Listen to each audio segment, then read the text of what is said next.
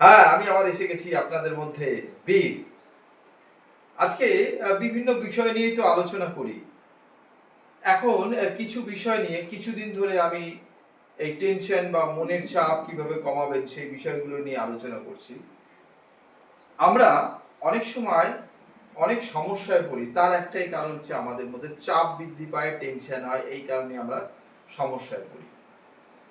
তো বিভিন্ন জায়গায় আমরা বিভিন্ন কাজের ক্ষেত্রে করতে গিয়ে আগে সমস্যার কথা ভেবে ফেলি, যার জন্য সমস্যায় পড়ি। আর একটা জিনিস, আমরা প্রথমেই কাজটা করতে গিয়ে অনেক বড় ভেবে ফেলি, অনেক বড় ভেবে ফেলি, ধরুন যার জন্য আমাদের মধ্যে একটা সমস্যা আসে। কিন্তু আমরা যদি ছোট ছোট করে ভাবি, তাহলে দেখবেন সমস্যাটা কম হবে। আমাদের একটা কোনো কাজের বিষয়, বড় একটা বিষয় আসলো, এবং সেখানে আমরা যদি প্ল্যানিং করি, সেটাকে ছোট ছোট ভাগ ভাগ ভাগ ভাগ করে করি, তাহলে দেখবেন বিষয়টি আপনাদের হয়ে গেছে। কিন্তু আমরা প্রথমেই টেনশন করি। একটা বিষয় দেখবেন, এই যে সমস্যায় পড়লে আপনি কি করবেন, এই যে কথাটা লেখা আছে, সমস্যায় পড়লে আপনি কি করবেন। আমরা অনেক সময় সমস্যায় পড়ি, এবং সমস্যায় পড়ে একটা কথা আমরা সবসময় মনে রাখবো, এবং মনে রাখবেন এই কথাটা, এই কথাটা মনে রাখলে খুবই ভালো লাগবে। দেখবেন আমি লিখেছি এখানে, যে সমস্যাগুলি আমাদের জীবনকে বিষিয়ে দেয় না। সমস্যাগুলি কি করে? আমাদের জীবনকে কিন্তু বিষিয়ে দেয় না।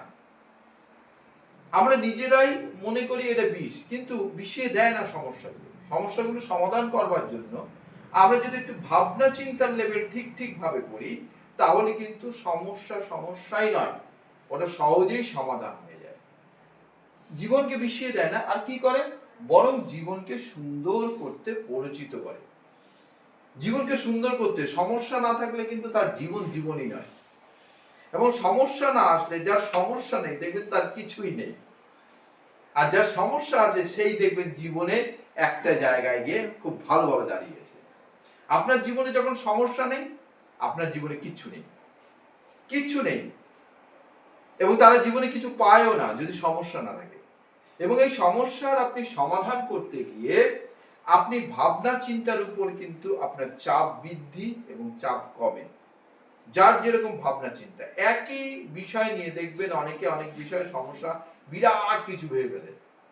আবার সেই বিষয়টাই আরেকজন ব্যক্তিকে দিলে দেখবেন সেটা হাসতে হাসতে সে করে ফেলছে, হাসতে হাসতে করে ফেলছে, কেননা তার কাছে সঠিকভাবে পরিকল্পনা রয়েছে, সেই বিষয়টা কিভাবে করবে তার পরিকল্পনা রয়েছে, তার জন্যই সে পেরে যাচ্ছে।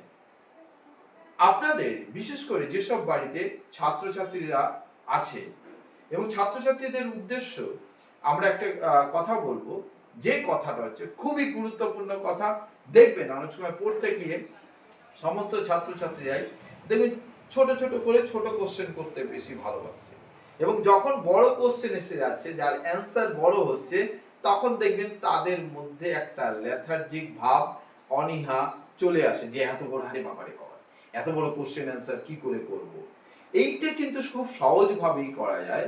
ভাবনা চিন্তার উপরে এটা ডিপেন্ড করে, প্যারেন্টসদের, পিতা মাতাদের ভাবনা চিন্তার উপর ডিপেন্ড করে, সবারই ভাবনা চিন্তার উপর ডিপেন্ড করে। ধরুন আমাদের একটা 100 লাইনের একটা প্যারাগ্রাফ কোনো বাচ্চাকে বা কাউকে, কোনো ছাত্রছাত্রীকে বলল, এটা তোমাকে মনে রাখতে হবে এবং লিখতে হবে। প্রথম অবস্থাতেই যেসব ছাত্রছাত্রীরা ভেবে ফেলে, বা যারাই হোক না কেন ভেবে ফেলে, যে আরে বাপরে বাপ, এটা বিশাল বড়, এটা কি করে আমি মুখস্থ করবো, এত মনে রাখবো কি করে, এই ভাবনা চিন্তাটাই কিন্তু আমাদের নেতিবাচক দিকে নিয়ে চলে আসে। আর যদি আমরা এইভাবে ভাবি যে আমরা দুটো দুটো করে লাইন করব, অনলি 2 লাইনস যদি আমরা করি, প্রথমে 2 লাইনস করলাম, তারপর 2 লাইনস করলাম, অথবা যদি আমার মনে আমি 3 লাইনস করে করব, 3 লাইনস প্রথমেই আমি মাথায় নিয়ে আসলাম, ব্রেনে নিয়ে আসলাম, এইভাবে ছোট ছোট ছোট ছোট করে প্ল্যানিং করবেন, দেখবেন 100 লাইনস, 150 লাইনস অনায়াসেই হয়ে যাচ্ছে। তার মানে কোনো কিছু আমাদের করতে গেলে আমাদের কখনোই সমস্যা আমরা পড়ব না, যদি সঠিকভাবে একটা জিনিস করি। এই কথাটা মনে রাখবেন সবসময়, সঠিকভাবে যদি আমরা পরিকল্পনা করি, পরিকল্পনা, পরিকল্পনা, এটা ইংরেজিতে বলা হয় প্ল্যানিং। এই প্ল্যানিংটা যদি আমরা ঠিক মতো করতে পারি, তাহলে দেখবেন কোনো চাপ না। এবং আরেকটা জিনিস, বিষয়ের উপর খুবভাবে অ্যাটেনশন, কনসেন্ট্রেশন এটা কিন্তু দেওয়া প্রয়োজন। অ্যাটেনশন, এই অ্যাটেনশনটা খুবভাবে দেওয়া প্রয়োজন। অ্যাটেনশন না দিলে কিন্তু হবে না। অ্যাটেনশনটা খুবভাবে প্রয়োজন। অ্যাটেনশন। আর একটা কি, কনসেন্ট্রেশন। কনসেন্ট্রেশন, এই যে কনসেন্ট্রেশন বা অ্যাটেনশন, এটাও কিন্তু খুবই জরুরি যে কোনো কাজের ক্ষেত্রে। তাহলে আপনি এতক্ষণ যেটা বললাম এই কথাগুলো আপনারা প্লিজ প্লিজ মনে রাখবেন, যে সমস্যায় পড়লে আপনি কি করবেন। যে কথাগুলো আমি বললাম এইভাবে যদি আপনারা চলতে পারেন, দেখবেন আপনারা পথ একদম এগিয়ে চলে যাবেন, খুব সুন্দরভাবে জীবনকে এগিয়ে নিয়ে যেতে পারবেন। আর কোনো সমস্যা আসলে সেটাকে সলভ করতে হবে। প্রবলেম ইজ নাথিং, কিছুই না, সমস্যা কিছুই না। সমস্যা হচ্ছে সলভিং, সলিউশন। যদি সলভ করতে পারি তাহলে দেখবেন সব দূরীভূত হবে। আর ছোট ছোট করে প্ল্যান করুন, সময়কে কাজে লাগান, দেখবেন আপনার কোনো সমস্যাই আপনার সামনে দাঁড়াতে পারবে না, সব রিমুভ হয়ে যাবে, সুন্দরভাবে রিমুভ হয়ে যাবে।